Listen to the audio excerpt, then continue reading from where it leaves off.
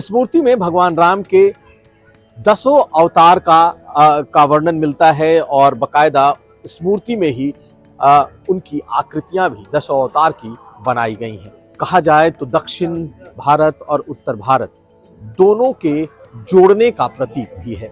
फिलहाल उनके चेहरे पे अभी पीले रंग का कपड़ा ढका है और कहा यह जा रहा है कि जब प्राण प्रतिष्ठा होगी तब रामलला को पहले आईने में उनकी अपनी शक्ल दिखाई जाएगी।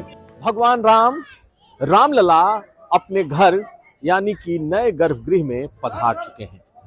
भगवान राम के विग्रह को गर्भगृह के आसन पर विराजमान किया जा चुका है, लेकिन 22 जनवरी को उनकी प्राण प्रतिष्ठा होगी, तब आम श्रद्धालुओं के लिए ये खोला जाएगा।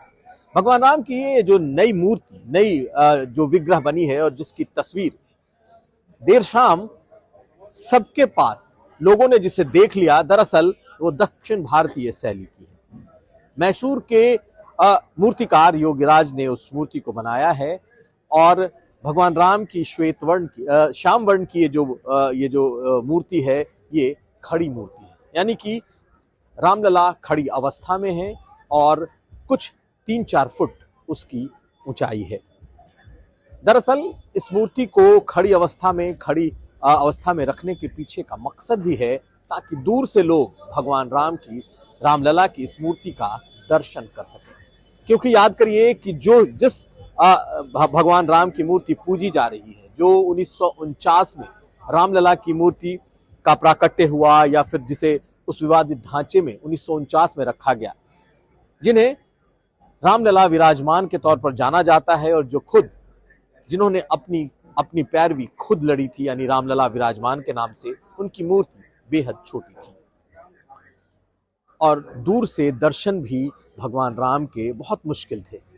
लेकिन जो नई मूर्ति योगीराज ने बनाई है, जिसमें प्राण प्रतिष्ठा की जाएगी, जो अब रामलला की नई मूर्ति होगी, दरअसल इसमें दक्षिण और उत्तर भारत दोनों का सामंजस्य दिखाई देगा।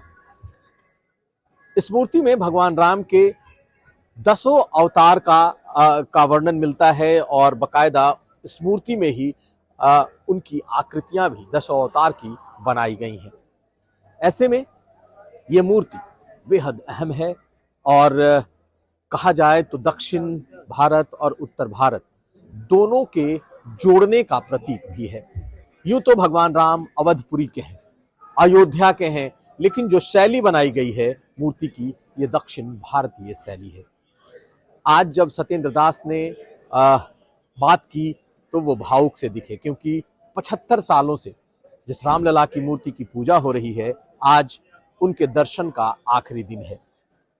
पुराने टेंट में, उसके बाद फिर मेकशिफ्ट मंदिर में जहां उन्हें रखा गया था, अब उन्हें भी गर्भगृह में ले जाया जा रहा है। यानी कि जो नए मंदिर का जो नया गर्भगृह बना है, उसमें दोनों मूर्तियां होंगी, जिसमें 22 जनवरी को जो प्राण प्रतिष्ठित की जाएंगी रामलला की वो मूर्ति, और साथ साथ रामलाल विराजमान की वो मूर्ति जिसे 75 सालों से पूजा जा रहा है, उसे भी रखा जाएगा।